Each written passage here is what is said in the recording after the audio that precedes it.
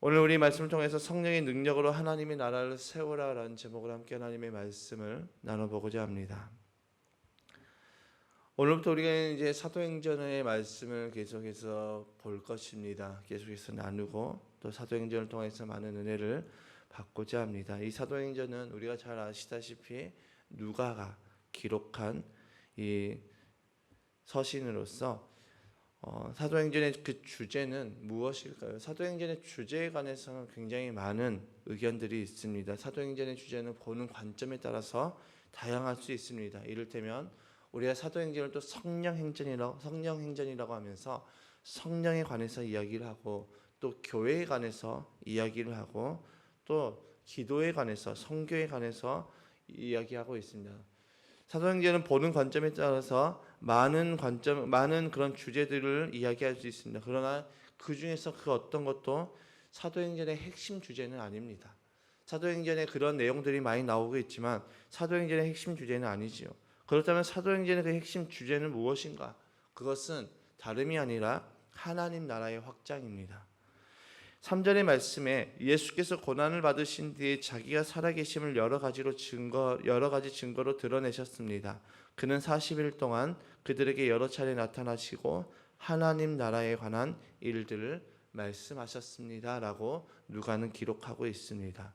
즉 사도행전의 모든 주제, 사도행전의 그 핵심 주제는 하나님 나라의 확장임을 보여주고 있죠.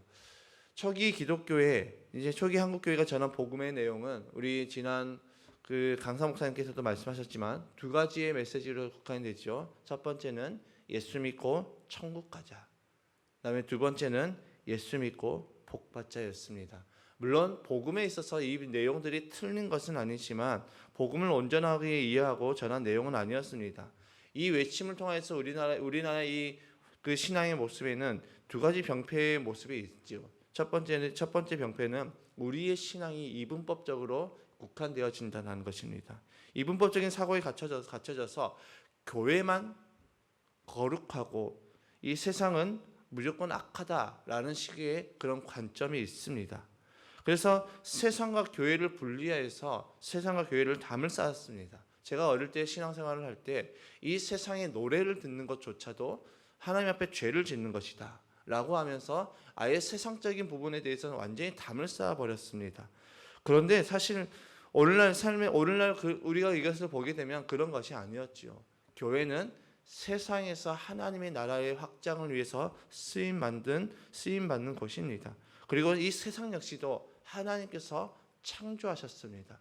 그러니까 우리는 어느 순간부터인가 이 이분법적인 사고에 갇혀서 하나님께서 창조하신 이 세상 역시도 악한 것이다 라고 생각하게 되었습니다. 두 번째 병폐는 기복신앙이죠. 그러니까 우리가 예수를 믿는 것에 있어서 무조건 복을 받기 위해서 우리가 예수를 믿는다라고 이야기가 되어집니다. 그래서 여전히 우리는 배가 고파하고 우리는 자족하는 신앙이 없고 여전히 우리는 나누고 섬기는데 인색하다라는 것이죠. 어떤 면에서 예수님이 필요한 것은 정말 내가 복음이 필요한 것이 아니라 이 복음이 아니라 예수님이 필요한 것은 내 재산을 지키고 불리기 위해서 필요한 정도로 보여지는 그런 오해가 생길 정도로 그런 모습들이 있다는 것이죠. 그래서 오늘날 많은 크리스천들이 자녀들에게 믿음의 유산을 물려주기보다는 재산을 물려주는 경우가 많이 있습니다.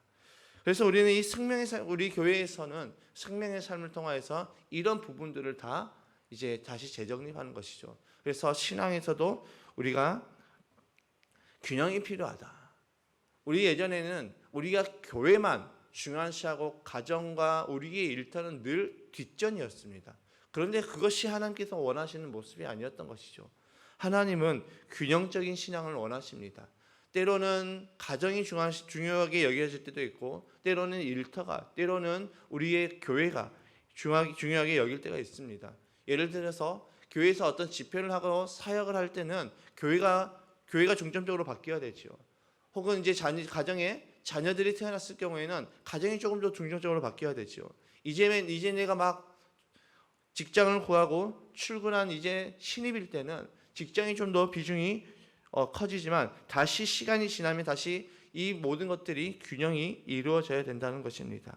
그리고 우리가 예수를 믿고 복을 받았다는 것, 그것을 통해서 우리는 어떤 삶을 살아가야 되느냐? 남을 성공시켜주는 삶을 살아가야 된다는 것이죠. 그것을 우리는 생명의 삶에서 나누었습니다. 그래서 이제 우리는 어떻게 하느냐? 우리가 예수님을 믿고 하나님의 자녀가 되었을 때 우리의 삶의 방식은 이제 바뀌어야 된다는 것입니다. 여전히 내가 복받고 나만 구원받는 것이 아니라 우리는 이 땅 가운데 살아가면서 예수의 증인이 되어서 우리 교회가 그렇게 외치는 영혼 구원 안에서 제자 삼는 그 삶을 우리는 살아가야 된다는 것이죠. 교회가 전해야 될 복음의 핵심은 다른 것이 아니라 사도행전 전체의 주제로 이 주제가 이야기하고 있는 하나님 나라입니다. 우리의 관점은 하나님 나라로 바뀌어야 되는 것입니다. 우리는 비록 이 땅에서 살고 있지만 우리의 시선은 저 하나님 나라에 있어야 된다는 것이죠. 예수님께서 십자가에 죽으시기 전에 또 죽으시고 부활하신 후에도 일관되게 하나님 나라에 관해서 말씀하셨음을 볼 수가 있습니다. 누가복음 17장 20절에서 21절의 말씀에 바리새파 사람들이 하나님의 나라가 언제 오냐고 물으니 예수께서 그들에게 대답을 하셨다. 하나님의 나라는 눈으로 볼 수 있는 모습으로 오지 않는다. 또 보아라 여기에 있다 또는 저기에 있다 하고 말할 수도 없다. 보아라 하나님의 나라는 너희 가운데 있다라고 말씀하고 있죠. 하나님의 나라는 눈에 보이지 않습니다. 저 하늘의 도성은 우리 눈에 보이지 않지만 우리 안에서 있기 때문에 우리는 이 땅에서 살아가면서 하나님 자녀로 살아가면서 하나님의 나라를 누리면서 살아갈 수 있다는 것이죠. 마태복음 6장 33절의 말씀에서도 너희는 먼저 하나님의 나라와 하나님의 의를 구하라. 그리하면 이 모든 것을 너희에게 더하여 주실 것이다 라고 말씀하고 있습니다. 우리는 하나님 나라의 관점으로 살아가야 된다는 것이죠. 그런데 제자들은 이 부분을 오해하고 있었습니다. 그래서 예수님께 나와서 그들이 물었던 것이 무엇이었습니까? 6절의 말씀에 사도들이 한 자리에 모였을 때에 예수께 여쭈었다. 주님께서 이스라엘에게 나라를 되찾아 주실 때가 바로 지금입니까? 여전히 제자들은 하나님의 나라가 아닌 자신들의 나라가 독립하고 재건하는 데만 초점이 맞춰져 있었습니다. 이스라엘은 긴 세월 동안 자주적인 독립국가로서의 그 행세를 한 세월이 얼마 없습니다. 늘 아수르, 페르시아, 바벨론, 로마 제국의 지배를 받으면서 끊임없는 그 고난의 역사를 온몸으로 견디며 살았습니다. 그래서 그들은 한이 있었습니다. 그래서 예수님이 이 땅에 오셨을 때 그들이 이제 예수님께서 이제 하나님 나라를 세운다고 하셨을 때 그들은 이 이스라엘 나라가 언젠가는 예전에 그 다윗의 영광이 회복될 것이다, 재건될 것이다 라고 하면서 나라 잃은 서름 때문에 그들은 늘 시시때때로 이스라엘의 회복에만 중점을 두고 있었습니다. 그래서 그들은 기회가 있는 대로 이스라엘의 회복에 대해서 무리를 했죠. 그러나 예수님이 말씀하신 나라는 세상의 나라가 아니라 하나님 나라였습니다. 그런 관점에서 이 세상에는 두 개의 나라가 존재합니다. 첫 번째는 우리가 살고 있는 나라처럼 대한민국이고 또 여수이고 문수종입니다. 다른 하나는 눈에 보이지 않는 하나님 나라이죠. 한 나라는 우리의 눈에 가시적으로 보이는 이 나라를 말하는 것이고 두 번째 나라는 하나님의 나라입니다. 신자의 삶이 어려운 것은 하늘 시민권자인데 여전히 눈에 보이는 이 세상에 살고 있기 때문에 신자의 삶이 어렵습니다. 세상의 물건도 사용하고 세상의 언어도 사용하고 있습니다. 그래서 바울은 골로새서 3장 1절에서 2절의 말씀에 그러므로 여러분이 그리스도와 함께 살려주심을 받았으면 위에 있는 것들을 추구하십시오. 거기에는 그리스도께서 하나님의 오른쪽에 앉아 계십니다. 여러분은 땅에 있는 것들을 생각하지 말고 위에 있는 것들을 생각하십시오. 신자의 관심에 대해서 끝까지 하늘의 뜻을 바라보며 나아가라고 이야기하고 있습니다. 그런데 그 일이 쉽지가 않죠. 그래서 우리가 사도행전을 우리가 함께 보고 함께 공부해야 될 이유가 여기에 있습니다. 사도행전은 세상 나라 중심부에서 어떻게 하나님의 나라를 건설하고 확장시킬 수 있는지를 정확하게 보여주고 있습니다. 우리가 세상을 바라보는 관점은 하나님 나라의 관점이 되어야 되는 것입니다. 그래서 우리가 어제 말씀을 통해서 나눴던 것처럼 우리가 늘 감사하며 하나님을 인격적으로 만나게 되면 우리의 시선이 하나님의 시선으로 바뀌어져서 나와 또 주변의 사람들, 나와 그 환경들을 바라보게 되는 것처럼 우리의 관점은 이제 우리의 시선은 하나님의 나라, 하나님의 시선이 되어야 된다는 것이죠. 우리 교회가 지금 주차장을 확보하려고 하는 확보하려고 준비를 하는 것도 바로 어떤 관점입니까? 하나님 나라 관점입니다. 세상 나라 관점에서 보면 우리 교회는 주차장이 필요가 없습니다. 세상 나라 관점에서 보면 굳이 우리 교회가 정말 많은 돈을 들여서 땅을 구입하고 주차장을 만들 필요가 없지요. 왜냐하면 우리 교회에 차를 이용하시는 분들이 얼마 없습니다.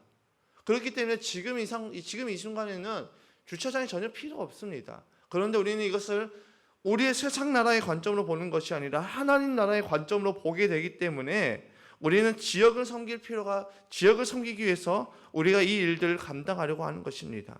세상 나라의 관점에서 보면 우리는 굳이 지역을 섬길 필요가 없습니다. 우리가 헌신해서 지역을 섬길 필요가 없지요. 그러나 이것은 하나님 나라의 관점이 아니기 때문에 그렇게 생각할 수 있지만, 그러나 우리가 희생하고 헌신함으로 지역을 섬기고 이를 통해서 하나님의 나라가 확장되어지기 때문에 우리는 이 일들을 감당하려고 하는 것입니다. 여러분, 하나님 나라의 관점을, 하나님 나라의 확장은 우리의 삶 가운데, 우리가 이 땅 가운데서 살아가면서 우리가 희생하고 헌신함으로 지역을 섬기고 또 혹은 우리가 만나는 VIP를 섬기면서 하나님의 나라에 관해서 계속해서 이야기하며 나아가야 된다는 것이죠.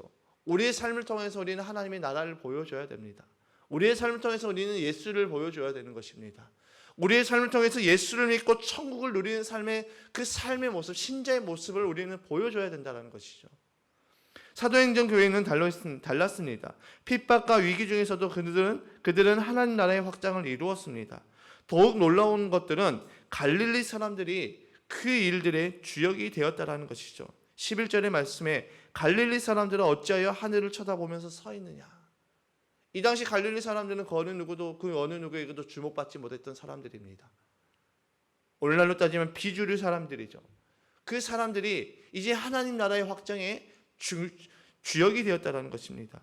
어떻게 그 일들이 가능할까요? 어떻게 이 일들이 가능해졌을까요? 여러분, 사실 우리가 정말 우리의 수준 역시도 갈릴리 사람이 아닙니까? 그러나 우리를 사용하셔서 하나님께서는 하나님 나라를 건설을 위해서 부르신 이 갈릴리 사람들에게 하신 그 말씀, 그것들을 통하여서 하나님께서는 우리에게 사명을 주시고 하나님 나라에 확장할 수 있는 그 일들을 위해서 우리를 부르셨다라는 것입니다. 하나님께서 갈릴리 사람들을 부르셔서 하나님 나라의 확장을 이루었던 것처럼 지금 오늘날 이 시대에도 하나님께서는 저와 여러분들을 부르셔서 하나님 나라의 확장을 위해서 우리를 사용하시기를 원하신다는 것입니다. 갈릴리 사람들에게 하나님께서 하신 말씀이 있지요. 성령의 능력으로 증인이 되라고 말씀하고 있습니다. 다시는 말해서 하나님 나라를 건설하고 확장시키는 것은 인간의 힘이 아니라 성령의 능력으로 가능하다는 것입니다. 여러분, 우리의 힘으로 어떻게 하나님 나라를 확장시켜 나가겠습니까? 우리의 계산, 우리의 능력으로 하나님의 나라를 확장할 수 없습니다. 그래서 우리에게는 성령의 능력이 필요합니다. 8절의 말씀에 그러나 성령이 너희에게 내리시면 너희는 능력을 받고 예루살렘과 온 유대와 사마리아에서 그리고 마침내 땅 끝에까지 이르러 내 증인이 될 것이다 라고 말씀하고 있습니다. 이것이 그 당시 이 로마의 황제가 몰랐던 비밀입니다. 어떻게 핍박 중에도 교회가 부흥할 수 있을까요? 어떻게 죽인다는데 너희들 예수를 믿으면 내가 너희를 죽일 거야 라고 하는데 그 길을 걸어갈 수 있을까요? 어떻게 단두대 앞에서 목배임을 당하고 있는 그 상황에서도 예수를 부정하지 않고 부인하지 않고 예수를 시인할 수 있었을까요? 어떻게 이방인들이 예수님을 믿을 수 있었을까요? 어떻게 감옥의 문이 열렸을까요? 이 모든 것들이 다 성령의 역사라는 것입니다. 지난주 예수영전 모임 때 우리 정영환 집사님이 예전에 어떤 전도사님께서 이런 고백을 했다고 말씀하셨습니다. 목배임을 앞두고도 예수를 믿겠다, 예수의 증인이 되겠냐고 물어보게 된다면 한참 생각하더니 나는 그렇게 할 수 있을 거라고 이야기를 했다고 합니다. 우리는 어떻겠습니까? 여러분들이 만약에 그 위치에 간다면 어떻겠습니까? 너 예수 믿으면 죽일 거야 라고 했을 때 예수를 부정하지 아니하고 증인이 될 수 있겠습니까? 인간의 힘으로는 불가능하죠. 우리의 생각으로는 우리의 능력으로는 불가능하다는 것입니다. 그러나 성령의 역사로 이 일들을 감당할 수 있게 된다는 것이죠. 예전에 이찬성 목사님께서 설교 중에 그런 이야기를 했습니다. 정말 내 눈앞에서 사람이 죽어가고 있고 정말 내 눈앞에서 목뱀이 일어나고 있어요. 그때 한참 IS가 이제 이 믿는 크리스찬들을 많이 박해할 때 그때 그런 이야기들이 많이 있었습니다. 그때 지금의 내 능력으로는 내가 그 일들을 감당할 수 없지만 그러나 그때 성령께서 나를 붙잡으시고 성령께서 나를 통치하시면 저는 그 일들을 감당할 수 있을 것입니다 라고 고백하셨습니다. 여러분, 우리의 힘으로는 불가능합니다. 우리의 힘으로는 하나님 나라의 확장을 위해서 살아가는 것 불가능합니다. 그러나 성령께서 함께 하실 때 이 일들이 가능케 되는 것이죠. 그런데 이 성령님께서 놀랍게도 우리와 언제까지 함께 하시냐? 성령께서는 세상 끝날까지 우리와 함께 하신다고 말씀하고 있습니다. 우리 예수님께서 말씀하셨죠. 마태복음 28장 20절의 말씀에 내가 너희에게 명령한 이 모든 것을 그들에게 가르쳐 지키게 하여라. 보아라, 내가 세상 끝날까지 항상 너희와 함께 있을 것이다. 또 마태복음 10장 18절에서 20절의 말씀에 또 너희는 나 때문에 총독들과 임금들 앞에 끌려나가서 그들과 이방 사람 앞에서 증언할 것이다. 사람들이 너희를 관가에 넘겨줄 때에 어떻게 말할까 또는 무엇을 말할까 하고 걱정하지 말아라. 너희가 무슨 말을 해야 할지 그때에 지시를 받을 것이다. 말하는 이는 너희가 아니라 너희 안에 말씀하시는 아버지의 영이시다. 우리가 증인의 삶을 살아가고 하나님의 나라의 확장을 위해서 살아갈 수 있는 이유, 너무나도 연약하고 부족한 우리가 하나님 나라의 확장을 위해서 살아갈 수 있는 그 이유는 무엇입니까? 바로 저와 여러분 안에 성령님이 함께 하시기 때문에 가능하다라는 것입니다. 그리고 이 성령님께서는 세상 끝날까지 우리와 함께 하신다고 말씀하셨죠. 예수님께서 내가 너희와 세상 끝날까지 함께 하시겠다라고 말씀하고 있습니다. 그 예수님께서 어떻게 우리와 함께 하실 수 있느냐? 예수의 영, 즉 성령께서 우리 안에 계심으로 우리와 세상 끝날까지 함께 하십니다. 그리고 그 성령님께서 우리의 입술을 통하여서 우리의 삶을 통하여서 예수를 증언하게 하신다라고 성경은 말하고 있죠. 그래서 우리는 성령에 관해서 깊이 공부를 해야 되는 것입니다. 성령은 막연하게 이런 것이야 라고 생각해서는 안 되는 것이죠. 사도행전을 통해서 우리는 구체적으로 공부하게 될 것입니다. 성령의 역사가 어떻게 일어났는지, 그 성령의 역사를 통해서 하나님께서는 하나님의 교회를 세상 가운데 어떻게 세워나가셨는지, 그 성령의 역사를 통해서 하나님께서는 하나님의 나라를 어떻게 세워나가셨는지 사도행전을 통해서 하나님께서는 분명하게 말씀하고 있습니다. 그래서 우리는 이 사도행전을 통해서 하나님 나라가 어떻게 세워져 갔는지, 성령의 역사한 자들을 통해서 어떻게 세워져 나갔는지, 스데반의 죽음을 통하여서 정말로 이방 선교의 그 모든 사역을 감당했다라고 이야기하는 그 위대한 사도 바울이 나타나게 된 것이죠. 나의 죽음을 통해서 또 다른 누군가가 세워져 나갔다라는 것입니다. 이것이 놀라운 하나님의 그 복음의 역설적인 은혜이죠. 여러분, 우리는 이 땅에서 성령의 능력으로 신자의 삶을 살아가고 성령의 능력으로 증인의 삶을 살아가고 성령의 능력으로 하나님의 나라를 세워나가며 살아가는 자들입니다. 그래서 영혼 구원에서 제자 삼는 그 삶은 내 힘, 내 노력이 아니라 성령의 능력이 우리에게 임할 때 우리의 삶에서 나타난다는 것이죠. 물론 우리의 결단도 필요하고 우리가 정말 의도적인 그런 움직임도 필요합니다. 그러나 성령이 내 안에 함께 하실 때 그 일들이 중간에 한두 번 하고 멈춰지는 것이 아니라 꾸준히 나아갈 수 있게 된다는 것입니다. 그래서 우리는 누구를 만나도 신자임을 당당히 밝혀야 됩니다. 누구를 만나도 내가 하나님의 자녀임을 당당하게 밝혀야 되는 것입니다. 여러분, 신자로 살아가는 것은 부끄러운 일이 아닙니다. 신자로 살아가는 것은 너무나도 위대한 일입니다. 식당에서 밥 먹을 때 우리는 정말로 기도를 당당하게 하고 먹으면 되는 것입니다. 어떤 사람들이 이렇게 이야기합니다. 어디 가요? 그러면 너 저기 가요. 그러면서 교회를 간다고 합니다. 저기 간다라고 이야기를 하는 것이 아니라 우리는 교회를 간다라고 당당하게 이야기해야 되는 것입니다. 마귀는 한 번 등을 보이면 더 강력하게 역사하죠. 걔는 우리가 길을 걸어갈 때 정말 사나운 개들이 달려들 때 있습니다. 사나운 개들이 달려들 때 우리가 등을 보이고 도망가게 되면 그 개는 끊임없이 우리를 쫓아옵니다. 그러나 맞서서 그 개가 올 때 발길질하면 한번 하게 되면 개는 더 이상 우리에게 달려들지 못합니다. 왜냐하면 나보다 더 강하다라고 여기지기 때문이죠.